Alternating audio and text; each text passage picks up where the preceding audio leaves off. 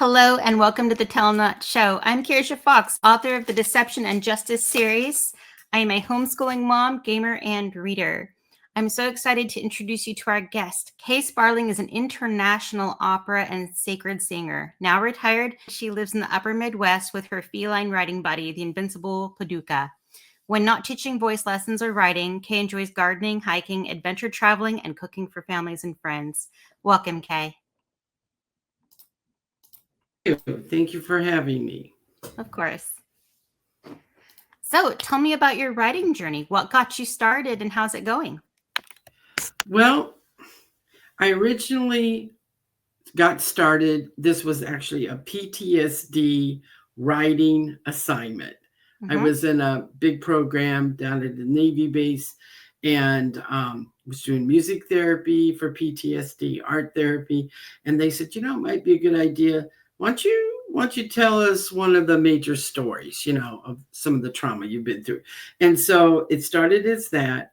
And then when the doctor and his intern started reading it, they were like, oh my gosh, you got to turn this into a book or a movie or something, And I was like, yeah, that's what my family had always said that because I could only tell them little bits of this story due to the statute of limitations.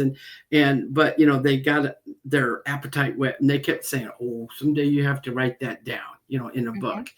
And so when I decided after the PTSD journal, was I going to write nonfiction or was I going to write fiction? And that was not a really a question for me because I wanted to protect people. I'm telling the truth here, and there's a lot of people to protect. So, including myself and my family. So, I decided to fictionalize it. So it is fiction based on true fact. I've heard that quite often from other authors where they're like, it's sort of loosely based off my experiences, but you never quite know what happened to who and why or who the person is. Absolutely. Oh yeah, I gave everyone a different name, even usually different descriptions, just so they're really, really protected. And, I even did that with the adversaries, the antagonist in the book, just because they were terrible people and their families are still around, if you know what I mean. So we don't want to name names, But yes, this mission did happen. At least it's not the point of the book. The point of the book is not to name names. It was a therapeutic exercise that sort of took flight, right? It grew beyond what it was supposed to be. Yes, writing is very much therapy. Yeah, and it did help, and it also helped my family because as I wrote it, especially my mother who was staying with me at the time, I'd write a few chapters and I'd run up before she went to bed and run them by her. And for them, because it graduated to more than my mom, it was my friends and my partner. For them, it was like, oh my gosh, this is finally making sense.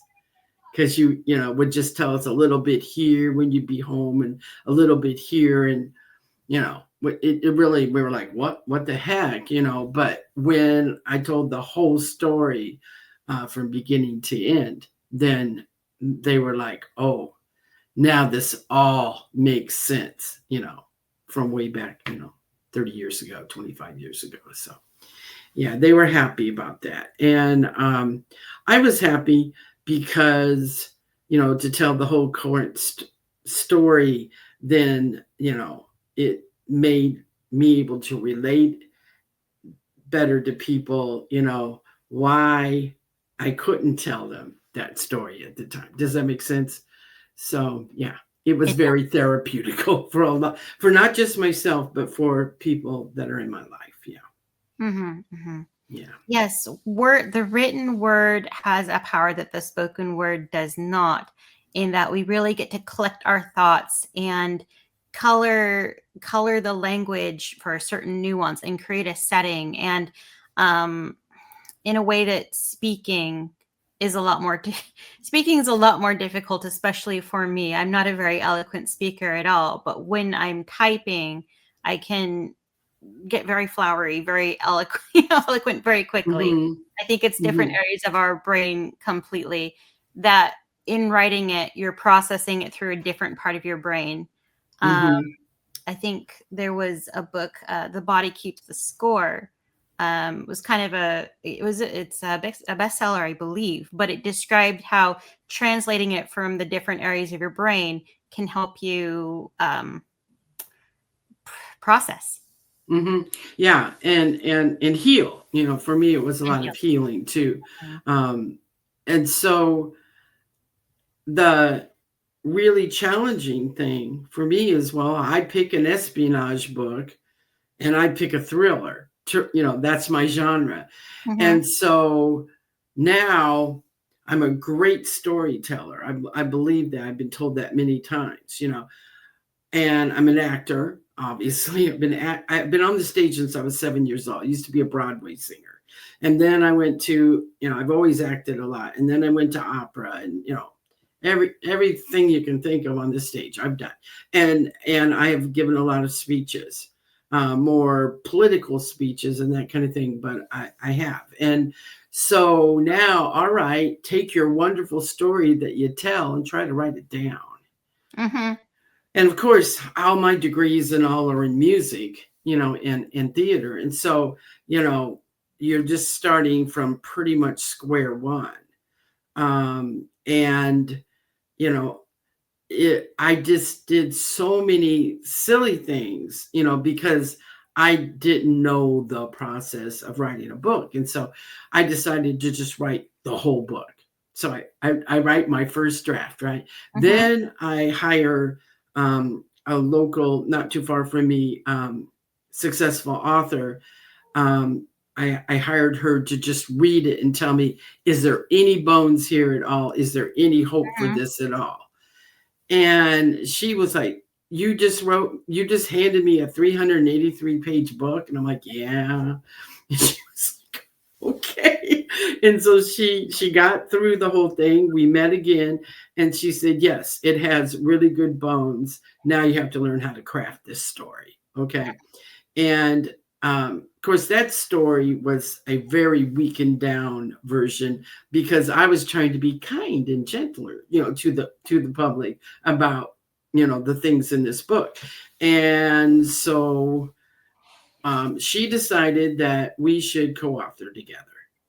And so I thought, hmm, there must be something to this book if she right off the bat wants She to wants in on co-author, it, yeah. And we did that for a while. That ended up not actually working out. She became ill and had to drop out.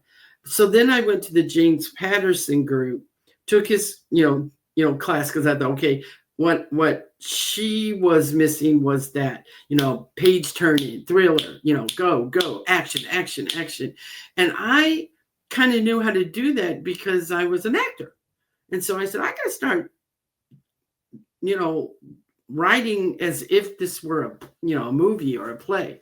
And so the TA that I got in the James Patterson thing was really good about that. And he made me start really, trim down 100 pages and really got it moving. And he just kept saying, and I was bucking it. He was like, I feel you're not telling me the whole story in this scene of what this happened to this refugee woman.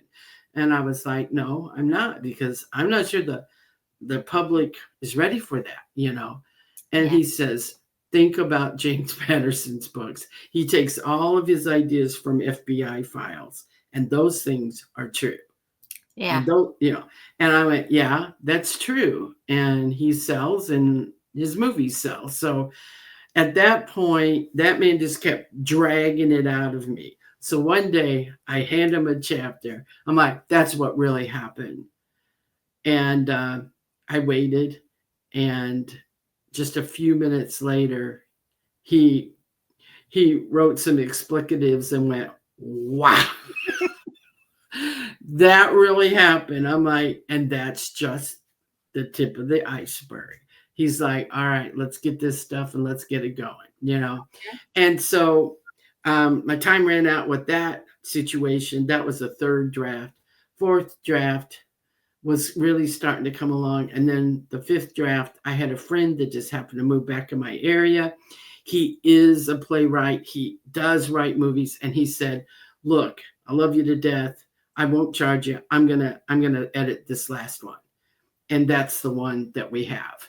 And it's a zinger. The one thing people say about my book, it will make you keep turning the page, and it weirds people out sometimes, parts of it. But they say it still stays in their mind, and that's what I'm trying to impact, is that Yes. about human trafficking, about war, because all the things that happened at this end of the war that brought the Berlin Wall down, this mission did, all is happening again. The human trafficking, my second book's about Bosnia, ethnic cleansing. It's not like they reinvent the wheel, these adversaries. They just keep doing the same thing, except they find worse ways to do it. And so my book's really about teaching people about what's it like to be a refugee. What's it like to be a victim of human trafficking? Mm-hmm. And particularly, I chose to zoom in on victims, particularly that were women, because Caitlin's a feminist herself. She broke the glass ceiling. She's the only woman in that whole theater between CIA and MI6 that was in this mission. And so I want young women particularly to understand that, and our ratio is still really bad in the CIA for women out in the field. Yeah, there's lots of women analysts at Langley, blah, blah, blah. Okay, but there aren't a lot of women, boots on the ground. Yes. Yes. I feel like that is definitely a field that we have had to fight tooth and nail to get into. And even then you have to be better than everyone else. Like, Yes, you do. so much harder. And I think the other thing that makes this book really interesting, you want to see if she makes it, because she's such an, she did not plan on being a spy. She goes over there to be an opera apprentice on a Fulbright. She thinks that's what it's all about. And 2 months later, the CIA's saying, well, we've been vetting you for 2 years in grad school. We've been watching you carefully. We have a particular role. We need a CIA agent to be an opera singer, and it needs to be the kind you are, and it needs to be where you are. So then you're like, oh, well, I guess I know why I got that grant, right? Okay, so you're being set up, and so then, when they approach her, she gets mad. And they also, they apprehend her and throw her in a Mercedes and take her to a park to talk to her. That's not got her in a really good mood. And then, when they tell her, like, look, I got my hands full trying to be an international opera singer, okay? I really don't want to be a part of this cloak and dagger business. And so she gets up to walk away. And then as she's walking away, he brings up, well, we looked at your background, and your dad, was in World War II. And, he fought the Nazis. He was in Patton's army. I'm like, yeah, he's 1st Armored Division Army. What the point? And they're like, well, what would I tell you if I can take you right down the street and we can go into a restaurant and there's going to be a bunch of people your age that say the Holocaust never happened? And I'd say, well, I'd tell them, where to go, because my dad, after the war, helped clean up Dachau and took pictures. So I know what happened. Okay. And to Dachau. Okay. Yeah. The memorial and all. Well, you saw my father's picture, those in that place where they have all the big murals and you walk through like a maze. My dad's one of the people, one of the, army people that is like standing at one of the mass graves they're burying. That's my dad. Oh, goodness. Yeah. Yeah. It's like crazy. And so I turn around when they say that, right? I mean, it's like, whoa. And then, it's like, well, what if you could help bring down the Berlin Wall? And I'm like, this is nuts. Okay. Well, sit down and we'll explain it. Yes. So we think of that as all so long ago, and it really wasn't that all of that happened. And yeah, no, this is this is heavy stuff for sure. Yeah, We're yeah, watching history happen in real time, and it's like a train, and we can't make it stop. yeah. It just keeps repeating itself, you know. At that time, Caitlin Stewart was fighting for these refugees that had been released from the Soviets, right? Hmm. You know, when they released them, there was like no infrastructure, no jobs, no food, nothing. Oh, but get bye. We can't handle you anymore. Okay. So what are they going to do? Of course, they're going to flee to the nearest Western countries that are more, Yeah. doing well. Okay. And so, but they don't want the country I was working in. Kurt Waldheim had won he was the prime minister.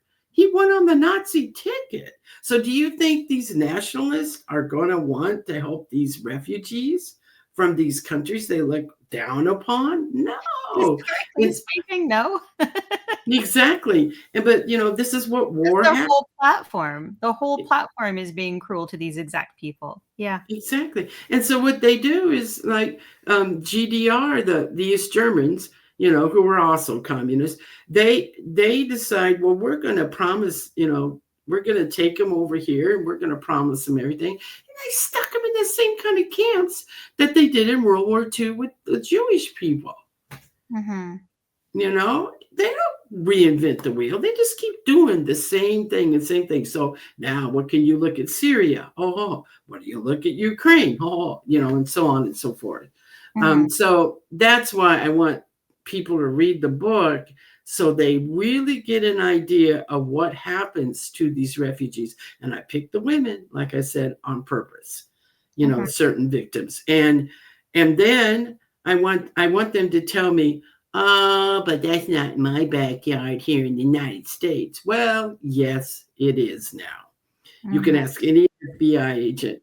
I live in a small college town in Wisconsin, and just 3 weeks ago, front newspaper, on the newspaper, front news, um, 7 men arrested for trafficking for 3 years, trafficking underage girls. Hmm.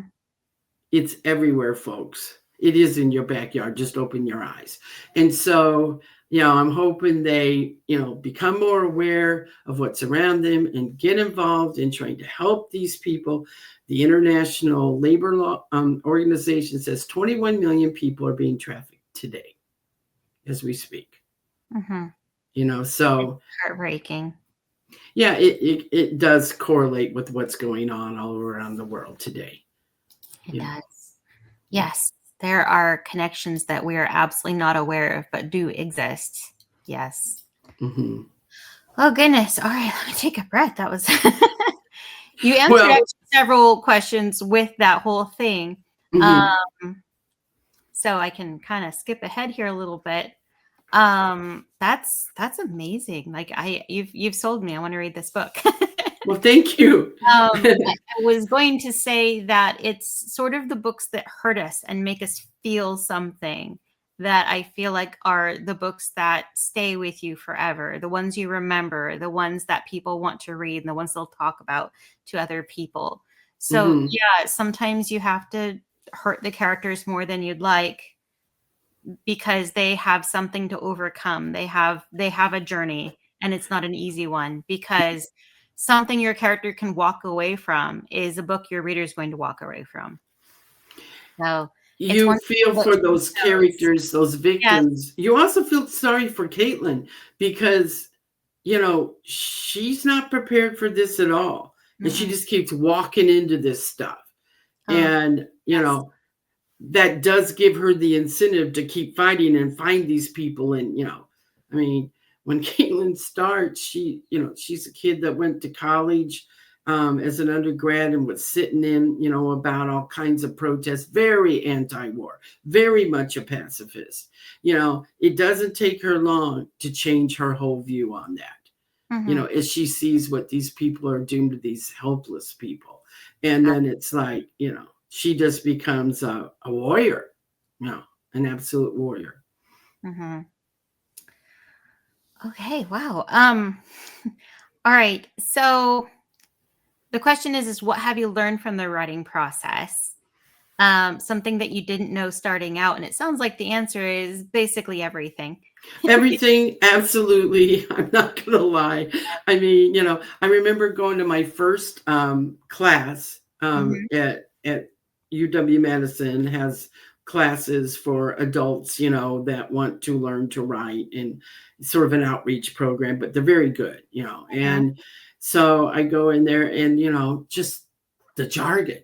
I was like, "A what?" And boy, I was just taking notes like crazy, and then, researching because I had a couple days for the next class, and I'm like, "Whoa, what I don't know," because Mhm. I never even heard of that thing, let alone knew how to incorporate it in my writing. And one that I remember was dialogue text.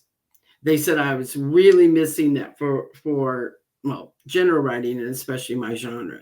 And it once they explained it to me, then again I could theatrically put that in my head and go, oh yeah, I don't say stuff. I might like push up my glasses and stare at you for a second and then say it. You know what I mean? And Yeah, so I action tags versus dialogue tags. Um, yes, and then yes. heck, there's the whole argument between different people about whether you should rely on said every single time or if you should include a wider variety of dialogue tags. Hmm. When I'm editing for people, I am constantly highlighting thing and being like, show us body language, show us movement, show us That's what tone. I learned. Don't Yes. tell us, show us. Yeah. And You know, that's why I said I had to just start writing like an actor. And yes. I had to do my dialogue like an actor. Hmm. And then everything just started falling into place Yes. once I figured that out. I look at that first draft once in a while and just crack up. And I should have known better because I have read all my life. I mean, really read all my life. And I've read this genre a lot, of course. Hmm. And so I'm like, what was I thinking? Oh, and you're not the only one. Becoming a writer is so very humbling because you write that first draft and this is your baby and you're proud of it and it's beautiful and perfect. And you're like, oh, I'm sure it's pretty clean. I just need some notes. And your editor is just like going through How it. about just throw Yes, out the whole thing with the baby yes. water, baby And with the so bath water, yeah. it can be very difficult to let someone do this to something that means so much to you. But when Mhm. you humble yourself and accept the changes and accept the help and, keep reworking it until it's better, I feel like that's where the growth really happens as a writer. But you are absolutely not the only one. You're not alone. A lot of it had to really check in with reality about like how good our books were or were not, for our first few drafts. Yeah. I mean, I think all of them just basically said, "This is this story has incredible bones, but Mhm. boy, you don't know how to write." And Yes. I didn't get hurt by that. I mean, because I had not spent my whole life. I mean, Mhm. I was in my 50s by the time I start writing this book, right? And so I didn't have my whole life where I had been trying to be a writer, and went to school for it and all this stuff. So I really I could really look at it humbly and just go, okay, what do I need to do? Let's Mhm. see if I can do it. You It is know, wise not to attach your ego to it for sure. no, That's I cool. didn't. I was sort of was pleasantly surprised when she offered to do that. And then every time I went, I was always surprised by the good comments I was getting, so that could offset, all the stuff, that I did wrong, so to speak. Mm. And I went to a conference where, they read like, I can't remember now, but it was like a chapter or something. And mine was in the middle. And I knew I had spoken to these folks sitting around me. I knew they were much more, some of them were already published, some of them were, you know, been, professors of writing at universities, everything.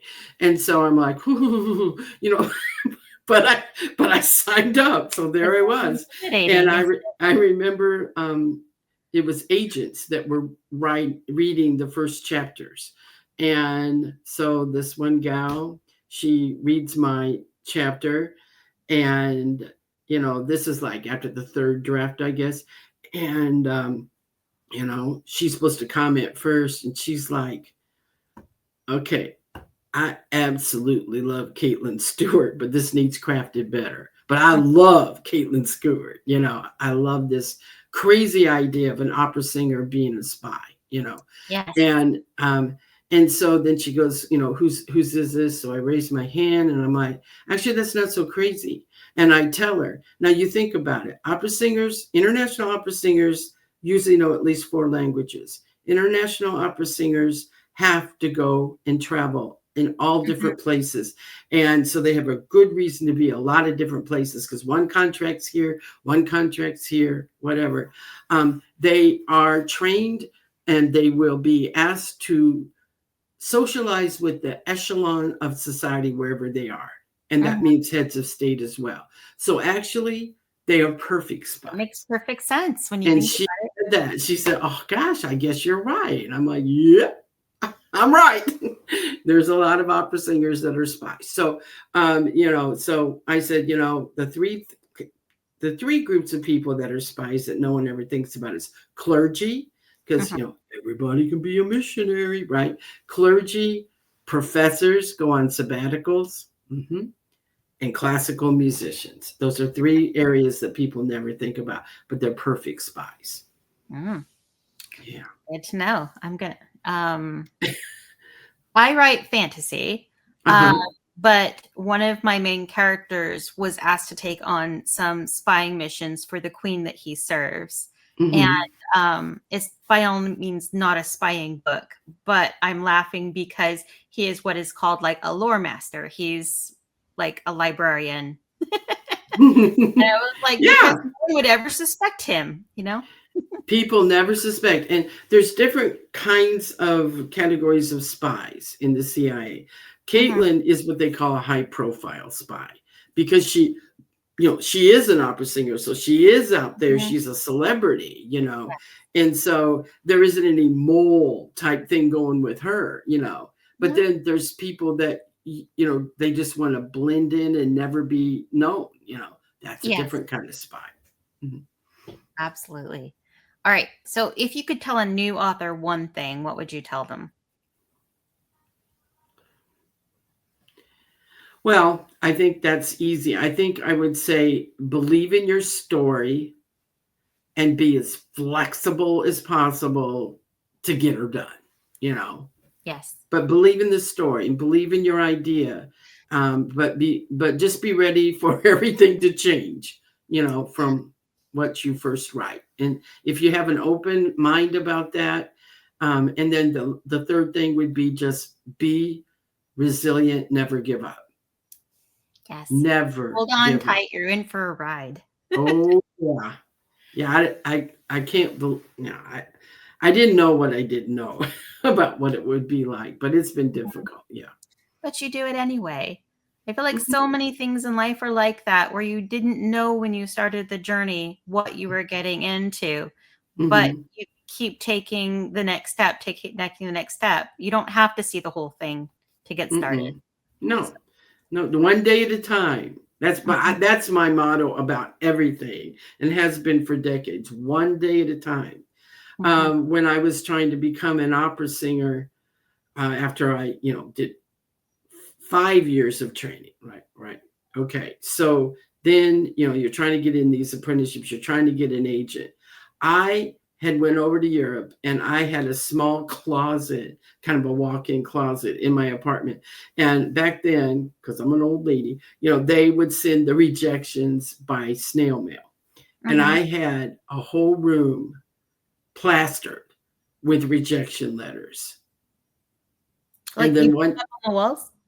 I all over all Mhm. 4 walls. Because I wanted to go in there and look and like, what am I thinking? Is this ever going to happen? And then at my most pessimistic attitude, I walk in one day, I take a 5-hour train ride to one of the most important agents in Germany. And I'm just not wanting to do this at all. And it's cold and it's raining. And I get out and I can't get a cab. This is in Dusseldorf. And so I get splashed on. There goes my hairstyle. Everything's supposed to get all dressed up for these auditions. I get there and they're running like 2 hours behind and I'm last. And I haven't eaten any lunch. Okay. By the time I got in there, my attitude just really was poor. And I had an attitude. And I told them, well, I know I'm supposed to sing 5 things a day. I'm singing you one thing, and then I'm leaving. Because you're 2 hours behind. I'm wet. I'm cold. I'm starving to death. 2 hours of waiting. Yes. I said, plus a bunch of German, established singers have been psyching me out all day because they heard about me from the Met. Okay. So I'm not in a good mood. I'm going to sing at Tosca. He says to me, well, do you have the last, interval? I said, I really don't have the last interval. I can do fireworks with that last interval and I'm going to show you and then I'm going to be done. And I mean, you just don't talk to people like that, but I didn't care anymore. And I sang and he took me. What have you got to lose? You don't even think you're going to get it. That's the one that took me. And that was the creme de la creme agent, And so you just, you can't give up. When you're really, really mad about it, you can't give up. What a fun story. You should write that down. Yeah, everybody's saying that. Like someday you're gonna have to write just what happened to you in your real life, and just in the opera stuff, and it would make a book. And a lot of opera singers have written really fine books. It's a crazy world. It's a small world, and it's crazy to be an opera singer. Maybe I will do that sometime. But right now, I got to worry about Caitlin's second mission. All right. So you're working on the second book then? Mm-hmm. Yeah, okay. She's I see a trilogy in this.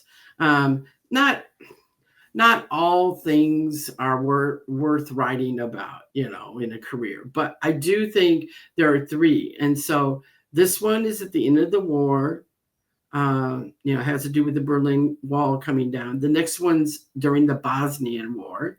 That has to do with more like ethnic cleansing. She isn't given a cover as an opera singer. Obviously, there's no opera singing in wars. She's her cover is a UN or Red Cross worker, and she's going in for intel. And then the third one is actually back in the United States. Her home spot is New York City because she's an opera singer, and she had just retired from the CIA when 9/11 happened, and she was back in like that. And that was her hometown for 17 years. So that's going to be the third book of the trilogy. Yeah, it's going to be. So we have Mission Thaw, we have Mission Impromptu, and then Mission Homefront. That's I feel like readers are going to be really enthusiastic about those things because it's still in our memories. It's still... Yeah, absolutely. And she goes off into a mission due to somebody that she's already worked with. They find out they help fund 9/11.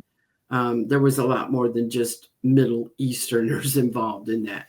And then, she comes back and then they're like, oh, well, you are an opera singer and you have worked for the Catholic Church when you were going to school, as an undergrad, and you've got all the clearance, security clearance.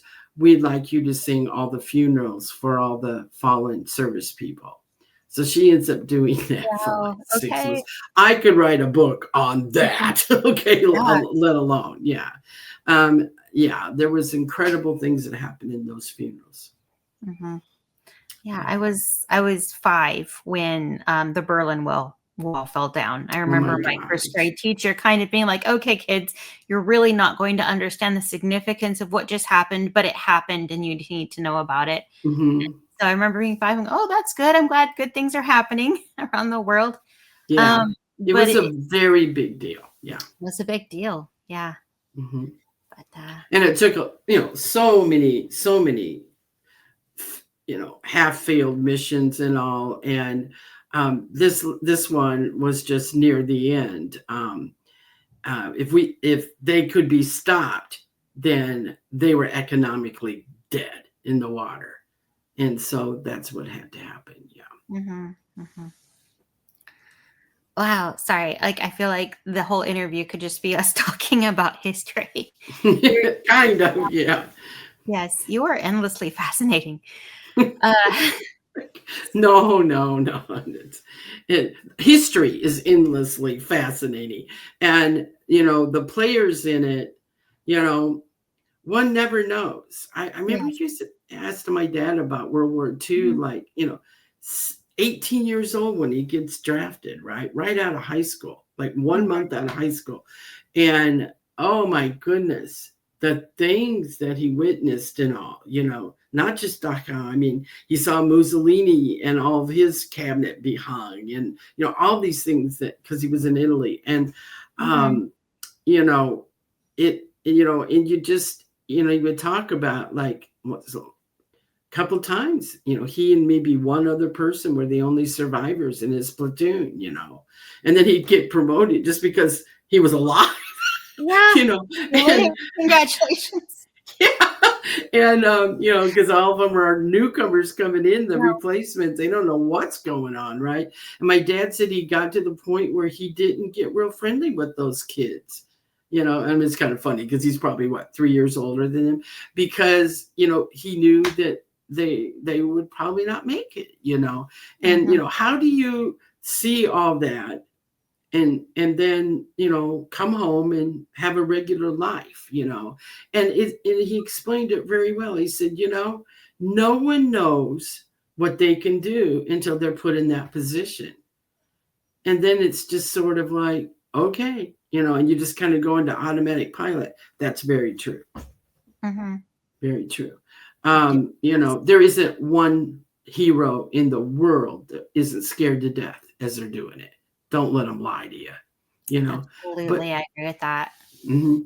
but they don't have time to think. They're just doing, right, action, Mhm, action, action. And so that's how it works. Training really helps, but there is a point where the biggest fight you're fighting is the one inside you not to run.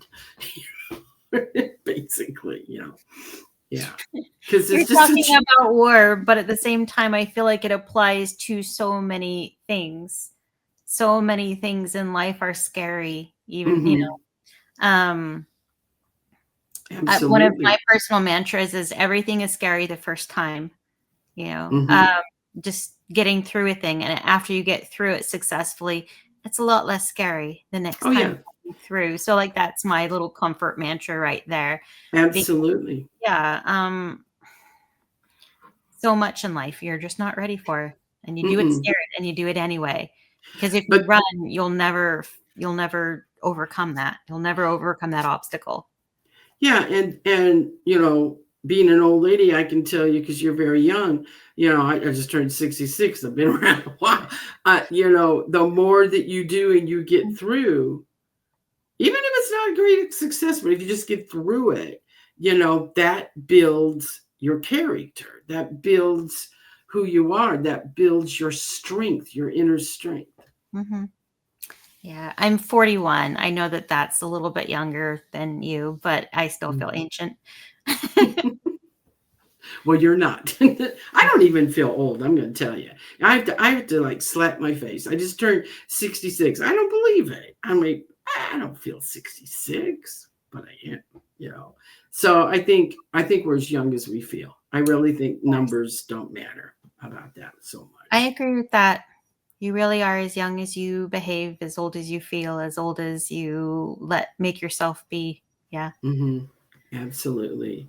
And, that's why earlier today I was on a podcast and the gentleman asked me, um, why didn't you just sit back and retire like so many people? And I said, well, my friends did that ahead of me and I was watching. I was watching very carefully and I'm not putting them down or anything, but I would go bananas if I did a bunch of quilting every day.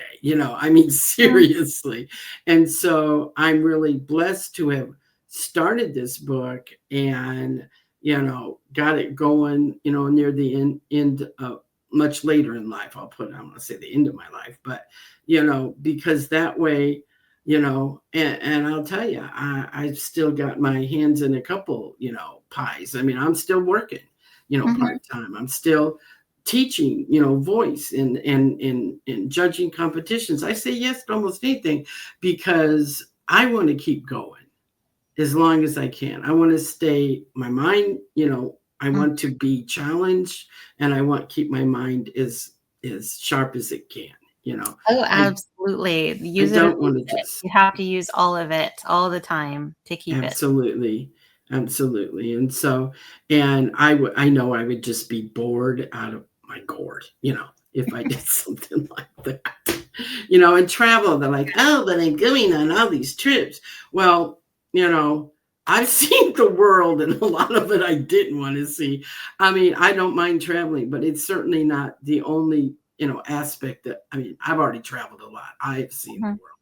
So I think it's more important to, try to do things here in the United States, that, can help. I mean, our society is in a little bit of trouble right now. I A little think bit. that I think that maybe, I want to focus on how can I be of service still. Yes, I'm going to building be up of your community and the people around you. Yeah. mhm, mhm. Okay. Do you have a favorite part of writing? I, if you read the book, you'll see that I have a sense of humor. I, Mhm. I enjoy the repartee, with all the, the different personalities of the MI6 and CIA, crews.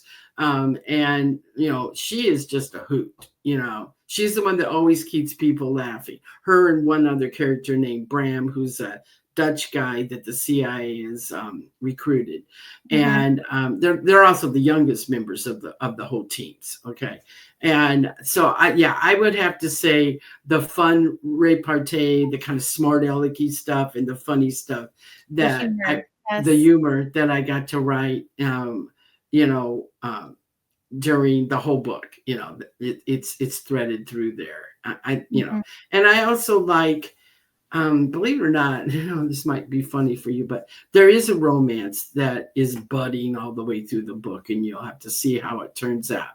But you know, it starts out real rocky. I think I enjoyed writing that romance a lot too, which I was surprised at, quite frankly. But yes, I did like that those two people, the relationship between Caitlin and the MI6 director, who is really the James Bond of the day.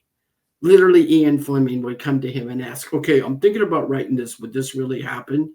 I mean, that's how good this guy was. He was the best spy in the Western world, and that's who she has to train under. And she says yes, and he doesn't want to do it. He doesn't think this plan is going to work. Using he wants me to take my opera ball gowns and go home. Okay, Well, he's, I mean, well, big time.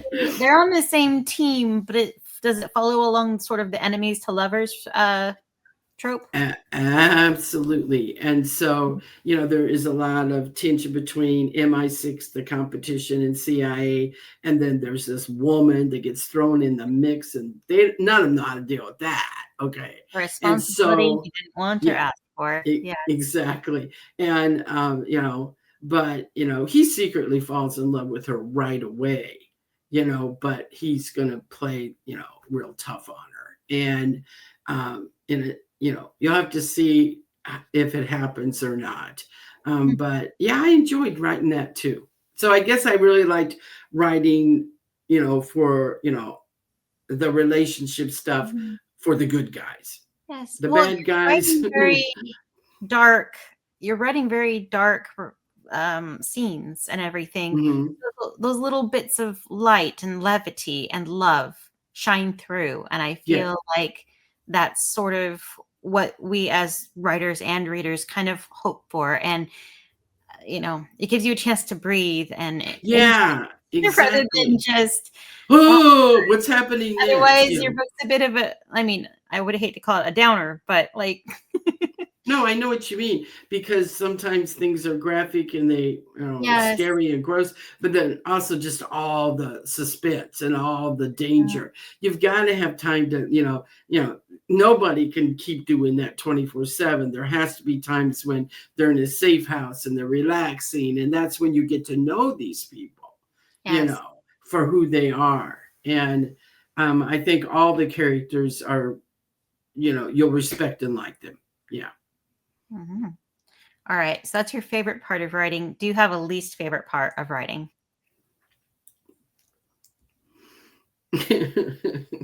The research. I get, because of what I'm researching, Oh, right? yes. Let me Historical think. is so Oh yeah. Okay, like for my second book right now, I, I spent 2 whole days. I holed up by myself, told everybody, leave me alone. I'm not answering the phone or anything. Okay. And I just went in depth with files and other sources and went through 10 massacres in 2 days that happened in Bosnia. Mhm. All the facts, all the gory facts, and pictures and oh my goodness, by the end of that second day, I was ready to go, Yeah. it was hard. But I had to go back. I had to look at that stuff again. And and it's amazing, you know, because of my therapy, my PTSD therapy, that whoa, how much I've compartmentalized of that stuff. And so I had to open those compartments. That was very hard. And I went through a really tough time for about a week, and then I got over it, you know. Yeah. I threw him back in the room and shut the door.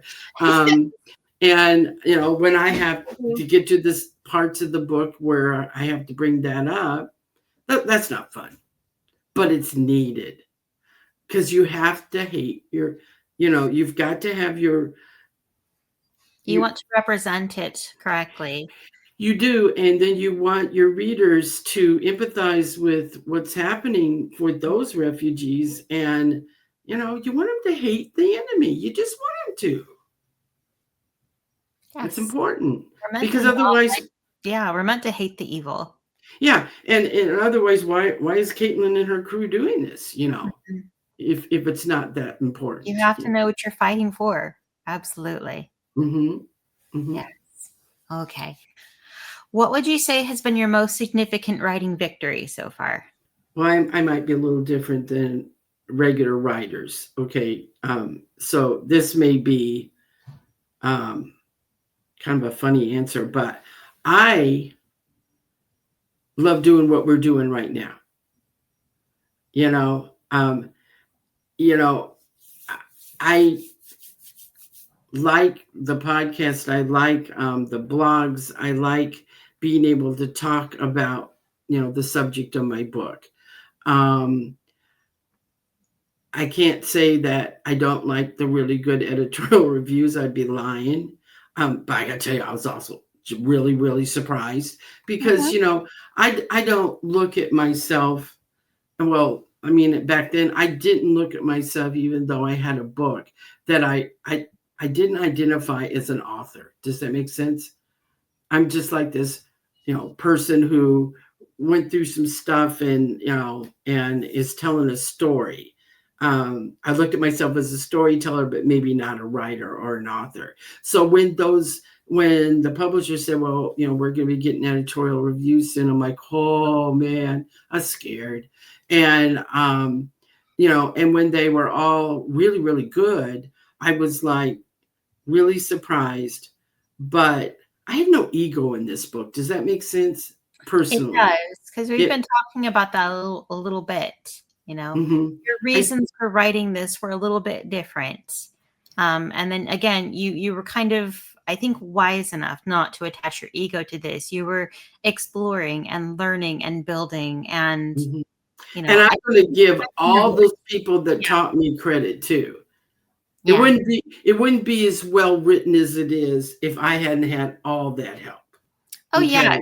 yes. So In the it's a movies, they community. show an author at their computer or their typewriter, and they're typing away, and then it all prints out, and they put it in an envelope, and they send it off to their publisher, and that's writing. No, no, No. no, but no author, almost no author, I should say. I shouldn't do absolutes, but this is not a lonely endeavor. We Mm-mm. use editors. We have the people who help us along the way, our readers, Mhm. the beta readers, the alpha readers. Yep. All Um, those. our close friends and family who listen to us talk about these stories and help us organize our thoughts and tell us what's worth keeping or Yeah. not. This is it is not a solo endeavor at all. We can't do this alone. No, my acknowledgments at the end of this book, I think, are 3 pages long, because I wanted to include everybody, Hmm. you know, um, and some people were joking, well, if it's a total crash and everybody hates it, maybe you shouldn't put a race. But I wasn't doing it for that reason. I did it because I was felt blessed, and I was very, very grateful to everyone that helped me put that on the page. So I look at it as a community wrote this book as much as myself. I mean, it's my story, but I certainly did not get it to where it is without a whole bunch of other people. And so I'm still kind of to the point where, and my publicist will probably knock me in the head for this, but I still am just sort of like, oh, that opera singer who wrote a book. I'm not, yeah, I'm not that much into trying to be, that's my number one thing, Case Sparling author. Well, I think it's down the list a little bit for me, you Hmm. know. Does that make sense? It does. It Mm. does. You're a very busy girl. You've got a lot going on. Mhm. Your students and your community work and everything. But I think it's still wonderful that you wrote this book and that the editorials were good. And for me, it means the most to me when my book touches someone for the better, that I Mhm. know I gave them some joy, some escape from their life. Yes. I like the good reviews, not because I need the intention, although I do enjoy it, but I like knowing that I made someone's life better for a little while. And Well, yeah, with fantasy, I read a lot of fantasy. Absolutely, you people do that. I mean, it just takes you totally away from what you might want to be escaping at the time, and it's just a nice, lovely thing. mm, Um, and so, yeah, I get what you're saying about that, definitely. I enjoy the mirror that fantasy can hold up to society in it. So like using fiction to tell the truth. Hmm. Hmm. There's a lot of parallels that people might recognize within my books. And so I love that that is your significant writing victory, is that people are enjoying your book and that you are exploring a new community of authors, you know. Yeah, I'd say of all the comments that I've gotten, whether it was reader reviews or editorial reviews, is that it stays with them after they finish the book, Mhm. and makes them think more about something that most people don't want to think about. Yeah, Yeah, why would we? But those stories need to be told and they need to be known. absolutely. And I think it's crafted in a way that um you know it makes people, I mean, people like to, they like to have suspense. They like to, be able to turn the book and see what's going to happen next. You get all invested in this book because you're rooting for so many people, and you're rooting that those bad guys get caught. Mhm. And so it is entertaining in that way. It's very fast paced. Awesome, awesome. Well, do you have your book handy? Do you want to show off the cover?